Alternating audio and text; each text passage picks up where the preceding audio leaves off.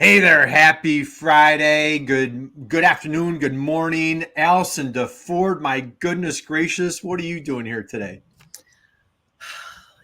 I just stumbled in this room and decided to hang out. Yeah. So Is it like the time during COVID about 4 years ago when I said, "Hey," I call you up and I'm like, "Hey, what are you doing?" You're like, "Ah, not much." I'm like, "Hey, join Damon and myself on we're just having a video call." Sure. And we were live. Like how remember that night? yeah, scared the shit out of me. I thought, are you joking? Oh no, we're live. So Hi we're yeah, everyone. yeah. But this I gave you a little fair warning I this had a time. little So warning. little fair warning. So hey, I want to give a huge man, just a wonderful welcome. Lots of love to my dear friend Allison DeFord, filling in for Damon today.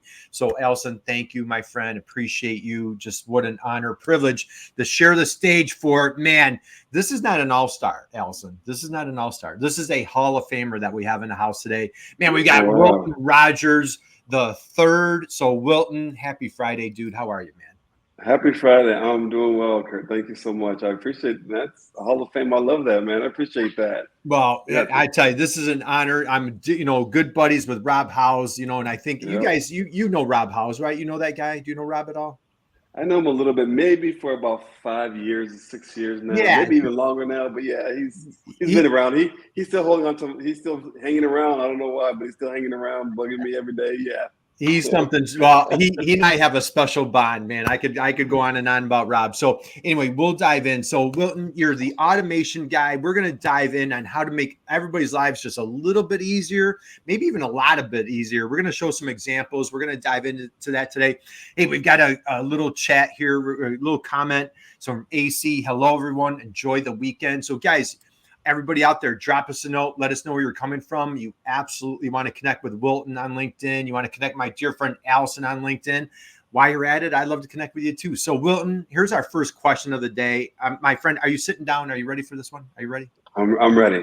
All I'm right, ready. Allison, here we go. Here's the first All right. question of the day. Wilton, when you were a little guy growing up, little guy, I know a big guy now. When you were a little guy growing up, who was your hero? Who did you look up to, just admire the heck out of? Who was your hero when you're a little guy growing up? I think still is my father. Your father. All right. Now, I'm not going to Yeah. make the same mistake twice. All right, Allison. I had Eddie Saunders Jr. on the show one time, and I said, Eddie Saunders Jr., who's your hero? He goes, your dad. You know what my question was? Hey, Eddie Saunders Jr., what's your dad's name? Like Mr. Einstein that I am, right? So, Wilton, I'm not going to make that same mistake, being that you are Wilton Rogers. Did you get that one, Allison? Did you get that? Yeah, it took me a Eddie Saunders. second. I got it. Eddie Saunders Jr. What's your dad's name? So, Wilton, I am definitely not going to make that mistake twice. I'm assuming since you are third, I'm not a mathematician, but I think we're talking about Wilton Rogers number two. Is that correct? That is correct. You got it. You All got right. it. Well, hey, Yes. man, ding, ding, ding. I passed the math test, Allison. So, all right. Why was Wilton Rogers number two your hero? I want to hear all the awesomeness about your dad. Well, growing up, we really weren't a TV family. We lived on a farm, so we really didn't have a whole lot of TV. In fact, back then in the 70s, you probably only had one and a half channels. They both came in snowy, right? Remember that? You had to turn the antenna to sort of move around on a good day and try to get a channel just to watch the Smurfs or something. But the reason why is because he came from poverty. He came from a place where, wasn't very high crime, low income. I mean, his shoes were passed down by his older brothers, and he was, I mean, so he came from really nothing, and he got his master's, got his doctorate degree, became a HR director for a university. So education and hard work was always something that he drilled into me. And then living on the farm, I sort of took that to a different level on the not only in studying, but also with just working around the farm, and just seeing what he's come through, and knowing that being around his siblings and seeing how much they rely on him, even though he was the oldest. Like, he stepped out of that bubble and became, now he's, everybody in his whole family is like, looks up to him. But he really worked hard to where he did, and he never had an excuse. He never made an excuse. He never complained about anything growing up. And my mom's a little tiny Spanish lady. And in the 60s growing up there, you know, there was not a whole lot of mixed kids like myself. Now there is, but not back then. There wasn't back in the 60s and 70s. But never heard him complain about anything. Never made an excuse. And so it always being positive. So, you know, I never really had an idol. I liked, like, even growing up and watching sports and stuff, I liked players, but I never idolized them. I never got excited to when I met my height. Man, one guy I liked followed, this tells you my age, Tony Dorsett, right? That's why I like the Cowboys, because Tony Dorsett was a running back in the day, right? When I met him, it was like, hi, nice to meet you. I wasn't like, oh, starstruck or anything. So really haven't been high on that. So he's been, because I've been able to see him for the last 50 plus years, to sort of what he's done and try to follow in his footsteps. And that's the reason why, you know, he's the person I look up to for sure. Wow. What, man, drop the mic, Allison. I So do. man, first you threw a Tony Dorsett comment in there. That brought me back, right? Gosh, well, you look like 10 years younger than me. We must be the similar age if you're throwing out. Well, thank you. I wish I looked as good as you do. My goodness gracious. Hey, we've got a couple of friends here dropping a note. We got Carlton saying, hi, guys. Enjoy your Friday. We've got Joy saying, hello, everyone. Feels good to be here. Joy, I totally agree. Wilton, man, shout out to your dad, getting a PhD, educating the farm, raising kids. Allison, what's your takeaway on this inspiring story here? What are your thoughts? What comes to me is, like, in a day and age where I feel like so many people idolize celebrity and influencers, and not that there's anything wrong with that. I think it's refreshing to hear and be reminded that ultimately, at the end of the day, doesn't it make so much sense to look up to and learn from real, authentic, hard work, struggle, right? Because you can't usually have real success, lasting success, without struggle. And I love, you know, that he didn't complain, because I think we live in a first world problems kind of, you know, world now. And if there's one thing I want to teach my girls, it's all the things you just said. You know, it's to be grateful for whatever is happening in the moment, and that the sky's the limit. Nothing holds you back but you. So that was my takeaway. And I'd love to meet your dad. Yeah. How about a round of applause for Wilton Rogers #2, man? Yes. So Wilton, give your dad a big shout out. Lots of love from us. How about, you know what? And I'm going to go off script a little bit. Your legacy, man. I'm like, you just really laid it out on your dad. If we were asking somebody like, hey, who's your hero? And they said, well, hey, it's Wilton Rogers. What type of legacy do you feel that you're leaving? You know, I think that I'm leaving somewhat of my stay in my father's footsteps. Just really hard work, and you know, and not make excuses. I mean, along the way, being raised on a farm, you know, you had to sort of learn how to use your hands and get up in the morning and do chores, right? And I feel like nowadays there's not that hard work is not really seen as much. And I think when you touch people and people say, hey, you know where do you want to, what kind of legacy you want to leave? I want to leave a legacy like, hey, you know what, he worked hard for everything that he did. He put everything that he got into it. Whatever he was focused on, he went all in. And didn't stop until he got the results he wanted. So I think that you know, pushing forward through adversity and being able to come out you know, clean on the other side, or at least try to, in a very respectful and humble way, is the legacy I hope to leave.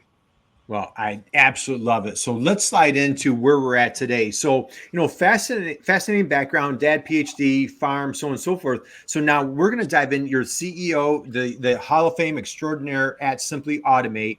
What inspired you to pursue this career in automation? Like, walk us through that, and then we're going to dive into what you guys are doing at Simply Automate. Yeah, it's a funny story. I'm not a tech guy, right? So when it comes down to automation and the AI in the back end, I can't do it. But I've been an entrepreneur my whole life, even from a young age. If you go back to my stories, I was selling eggs. Selling eggs.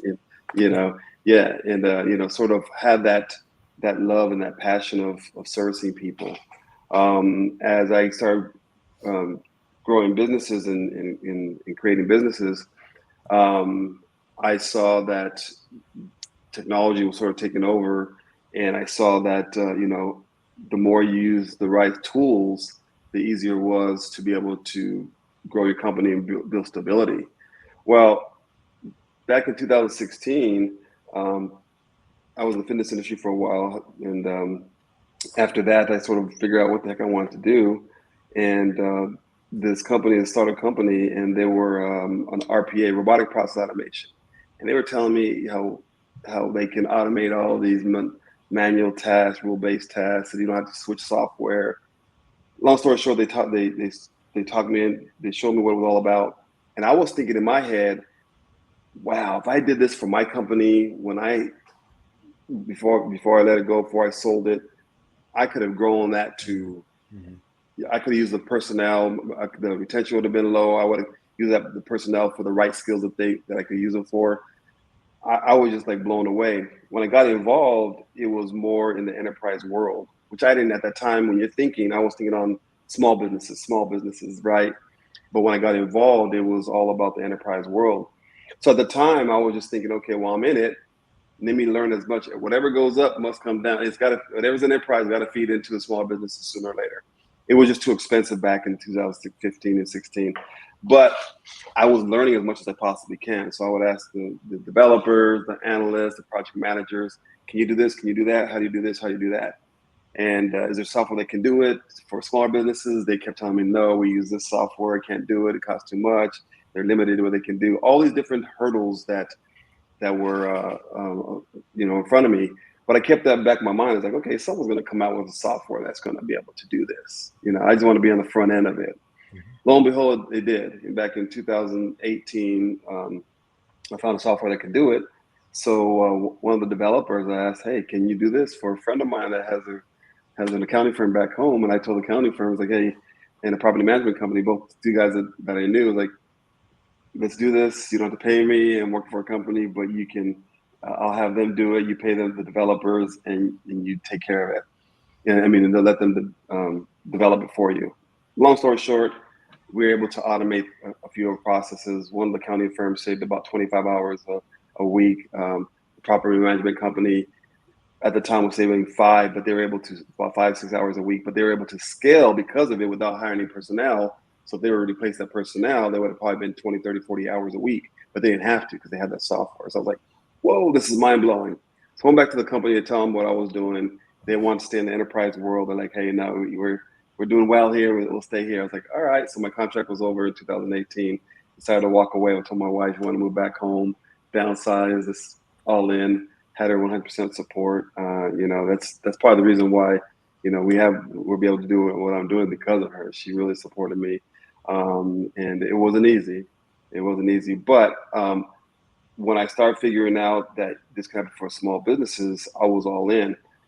And then I noticed that everybody was like me. They need the education. They need, I'm on the borderline of the baby boomers. So, having that the mentality, like, what's brick, if it's not broke, don't fix, don't mess with my system. You don't know more than me. I know my business more than you type of, personality. Mm-hmm. I knew what I was involved with. And at that time, that's most of the companies that I was talking to.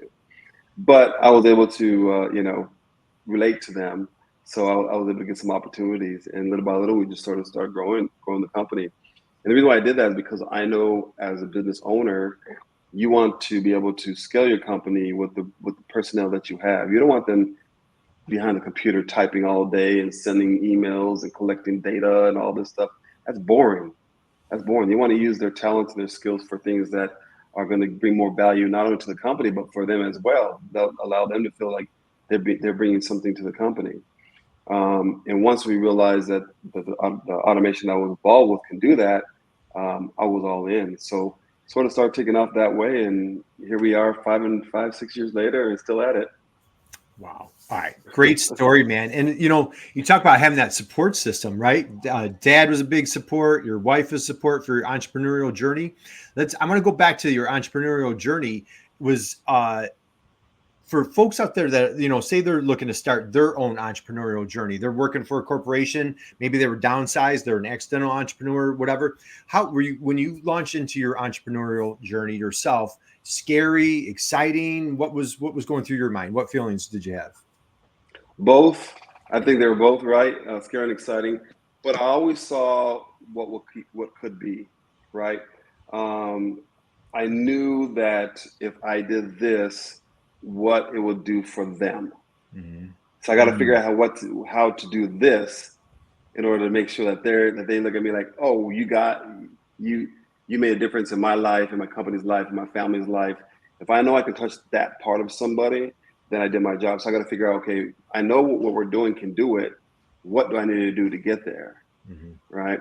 So that's sort of the attitude I had in any business that I was doing. But you started off, I would say I always learned, I call it it was a side hustle sort of, because I always learned from, I went to work for somebody first. Whether it was I had a mortgage company, I had a cell company, I had a fitness company, and automation company, right? But I always work for somebody first. So I can at least have, feed the family, take care of things, right? But I was always learning, but I always knew there was going to be a cap. I was going to hit it somewhere where I couldn't grow, or I couldn't be part of the inner circle, right?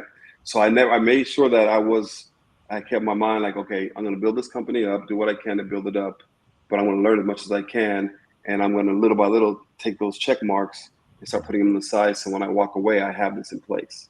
Mm-hmm. I've already built my name in the industry. I sort of, put my name out there and people know who I am. So I sort of did that.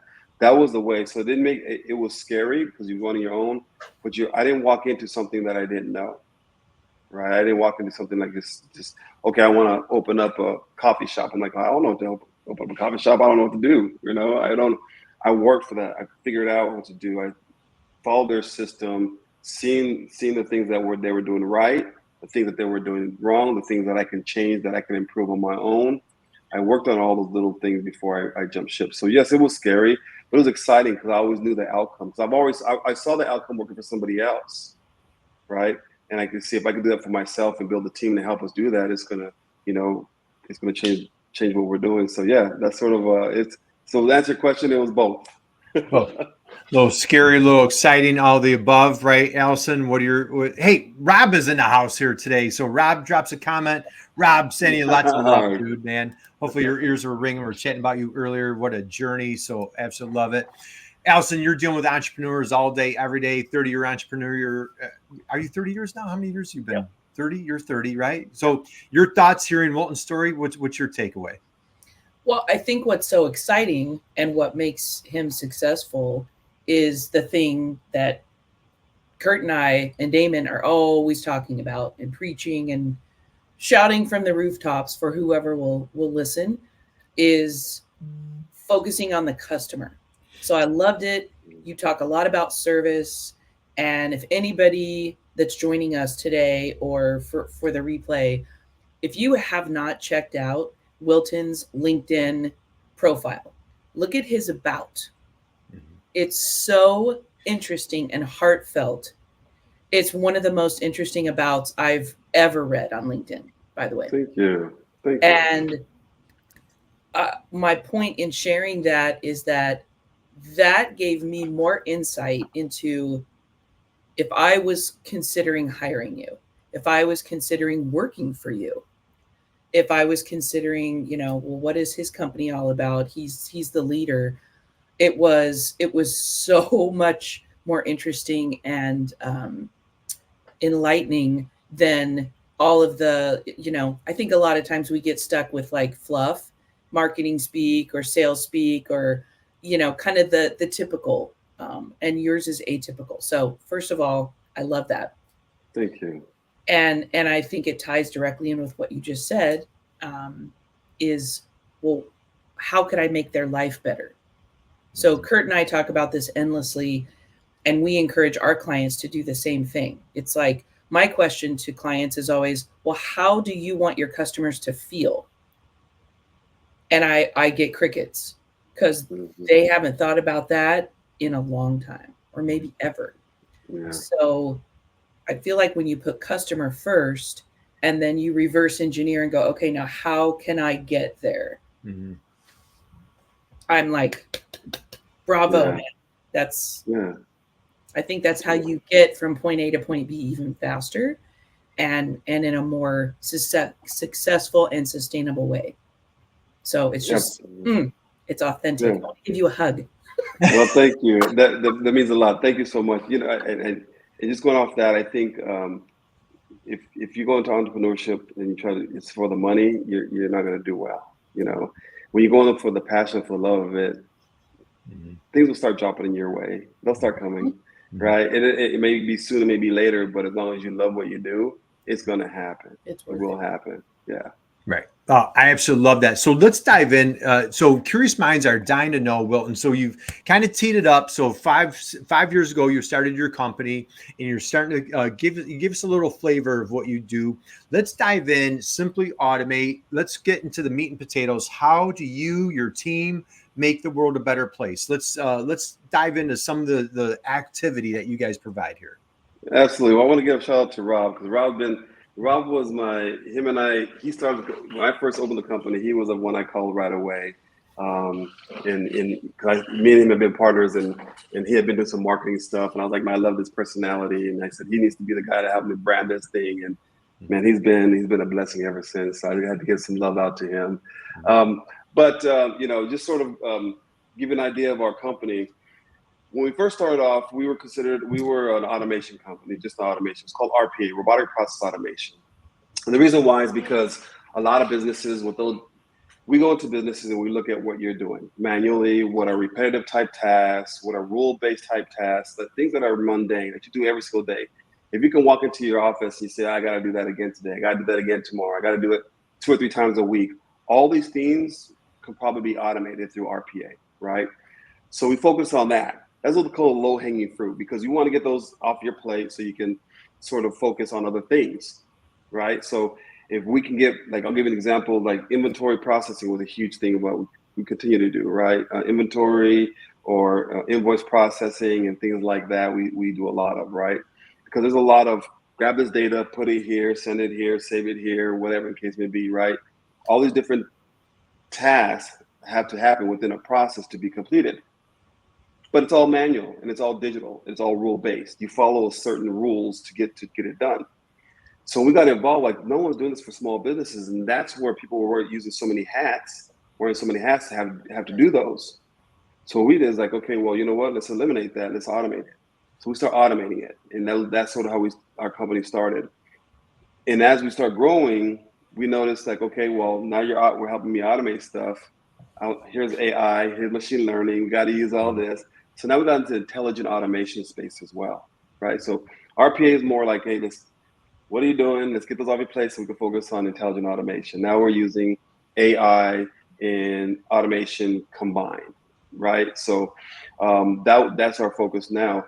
So the way we got involved was basically seeing that no one was actually using RPA for smaller businesses. It's like, these are the ones that need it the most because they're the ones that wear a lot of hats. If we went to an enterprise company, you know, one person did this one thing 100 times a day, right? Now they had a staff, they grew so big and they're a billion-dollar company, they had 20 people doing the same thing because they had to.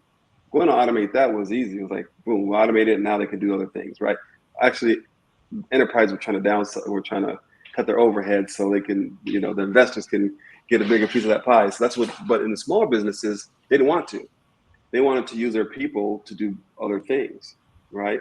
So now that we start doing the RPA space, get into intelligent automation, that's when the creativity from the employees start coming. Like, oh, if we have this software, what if we use this AI? What if we start doing this? How can we put that all together and make it work? So now the creativity start coming. I was like, wait a minute, we have the team to be able to do that. Why don't we do this as well? You know? Mm-hmm. So now we're in the RPA space. We're all in intelligent automation because everybody's talking about AI, but no one really knows how to use it. They're like, oh yeah, we do AI. What do? You know, we do ChatGPT. Okay, that's like 2% of what AI is, right? So, but when you get involved with what they're looking to do and you lead them in the right direction, their vision and their creativity will take you on their path for them. And it's so quick because everything's sort of already laid out for you. Can I ask a quick question? Absolutely. Okay, do any of these companies ever feel fearful that how can we trust that the automated process is going to do it right versus the person, like, and this may be a dumb question, but like, is there any fear in switching over? All the time. All the time. That's a great question. Most of the time you see that fear. Two things. People are going to fear to lose their job, first of all. Second fear is this really going to work? So what we do two things. Let's start with the latter. We test it first. We let them see it before so they're still doing it. We're just building on the side. And then we test it, say, here, see it work. You're still doing it. If it doesn't work, you're still doing it. And all of a sudden start doing like, oh, I don't have to do it anymore. Mm-hmm. And then you press it again. Okay, I don't have to do it anymore. And all of a sudden a week later, like, oh, I'm gone. I don't have to do this anymore, right? Second part of that is in the same breath is they're fearful of losing their job. But now like, I don't have to do this anymore. I can do more of this. Right. I don't do this. I can focus on this.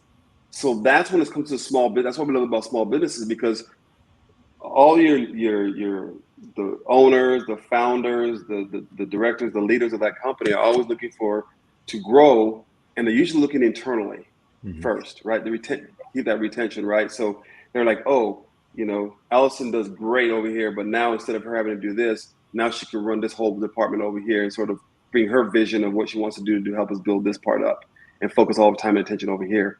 So there was fear at the beginning, but now people are starting to see that technology is sort of already stepping in. The fear is sort of fading away.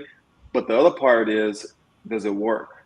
That's the fear factor. It's like, so we test it out, and we put in what's called hyper automation. So our hypercare. So we put in hypercare. So we test it, and then once it's ready to run and we know it's working, then we just turn the bot on, turn the employee off on that one, and they can do other things. That would give me so much peace of mind. I love that you call it care. Yeah, hypercare. Yeah. Hypercare. And what's hysterical, the person, we've all been there. I know, or at least I'll speak for myself. You're like, hey, this is my baby. This is my task. Nobody knows how to do it like I do it, And so you take such pride in it. And then all of a sudden somebody like Wilton comes along and I feel totally threatened. I don't want to like anybody, lose my job or think like I'm not working. But then all of a sudden you pull that task off my plate and then ask that person, hey, you know what? Do you want to take that task back? Gosh, no, man, I couldn't. Yeah. And now it's like, now you're relieved and you're like, I can't. And, I had an e-commerce business 100 years ago. I used to constantly, we used to always challenge ourselves. Like, what are we doing today that we're going to make fun of 6 months from now? Like, how could we, I was in my 30s. And so I was a little more agile, I guess, Allison. But, I love what you're bringing to the table, Wilton, is like, hey, what are we doing today that we're going to make fun of 6 months from now? Like, man, how did we get by without Wilton and the team, So, and I'm sure you guys hear that all the time, Wilton. We do. It's, there's a lot of people that just already forgot about that those tasks are automated. They're like, oh yeah, we've been doing that for years already. We totally forgot about it, Right. So yeah, it happens all the time. But once people start seeing what it can also do, it's incredible to see the vision and creativity that happens within the organization, because now not only physically are they away from it, but emotionally and mentally, that's erased off their mind completely. They don't have to focus on that at all. Mm-hmm. So it's not even a seed in their head to worry about anymore. Right. So that's totally gone. So now they can replace that with something better. Right.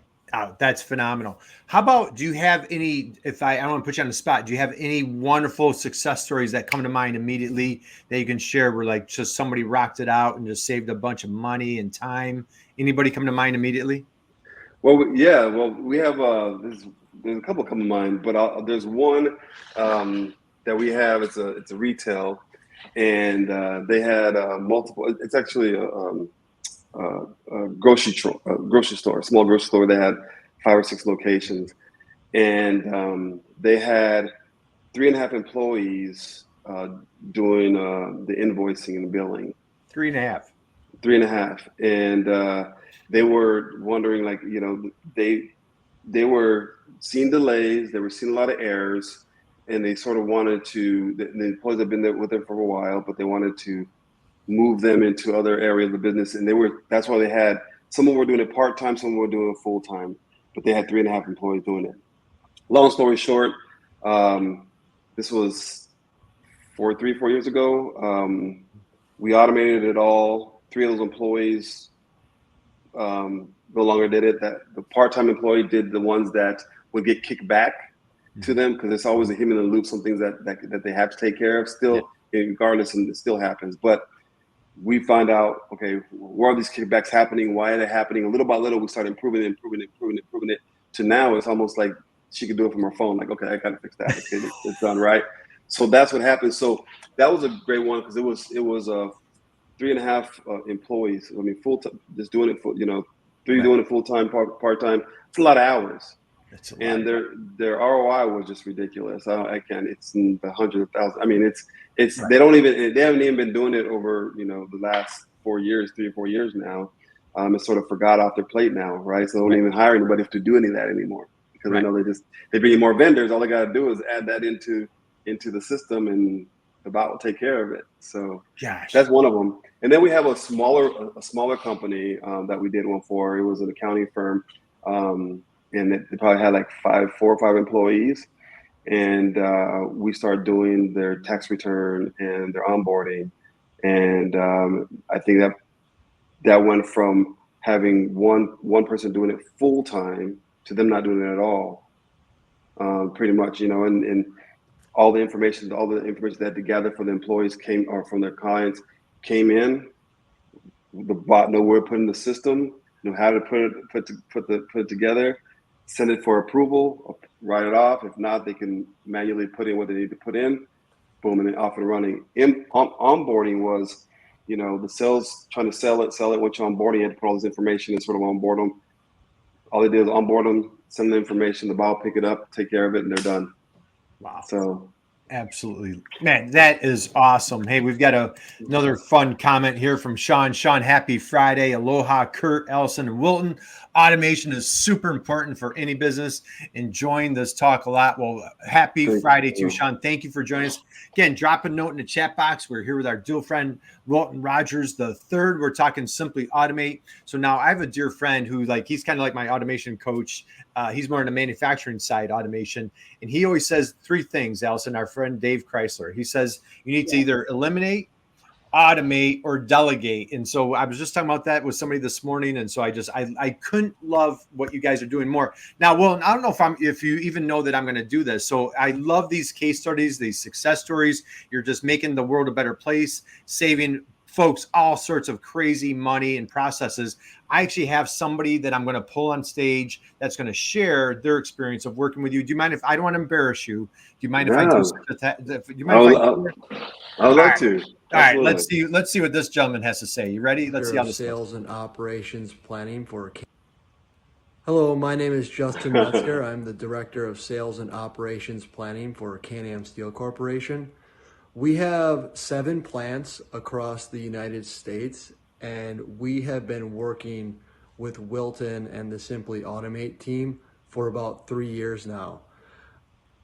Our main issue at the start of our partnership was we were having trouble getting data from our legacy systems into our Power BI planning environment.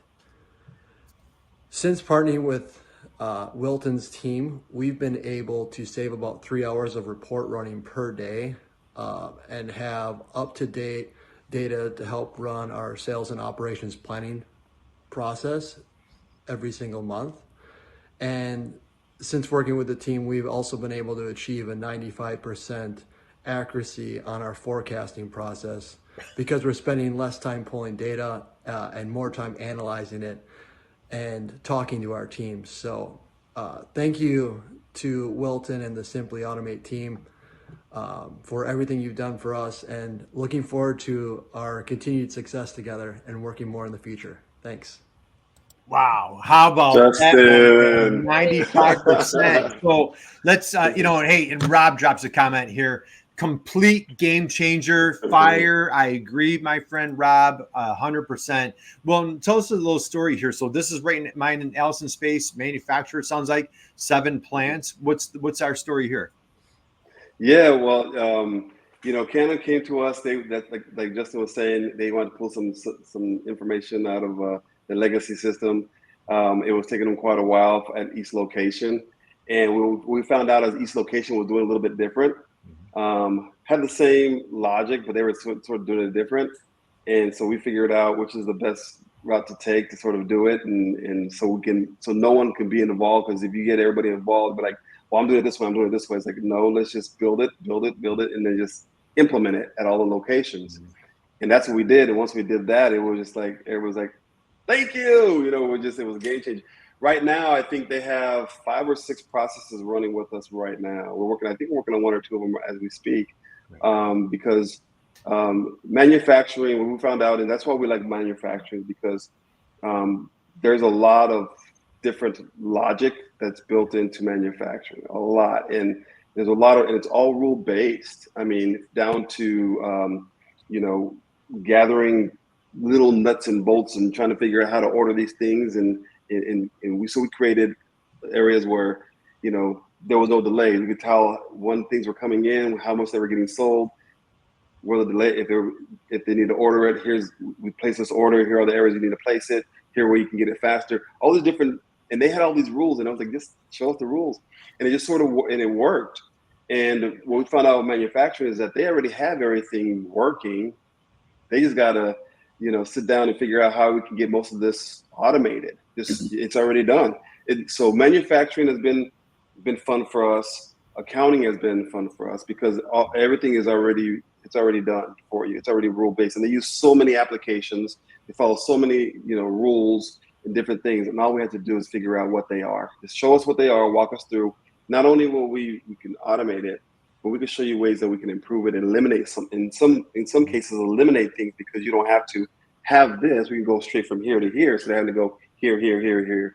We can just go from here to here because it's all automated now. So, Canon has been a great client of ours.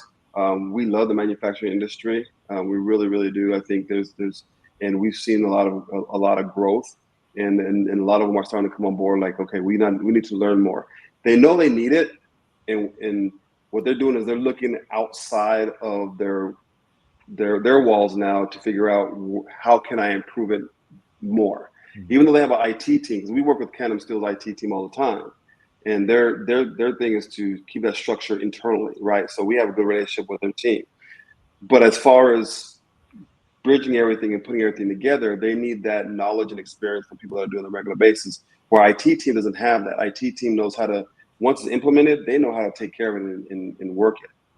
But they don't know the industry like we do. So they'll bring us in to talk to them, to build it for them, hand it out to them, and when something happens, the IT team knows exactly who to talk to, when they're going to get it, and how fast it's going to get done. So we love manufacturing, and Canon Steel is one of our great clients. Well, congratulations. Super impressive, man. Pat yourself on the back. What a win that is. Allison, I know what's going through your mind as far as your manufacturing world and automation. A lot.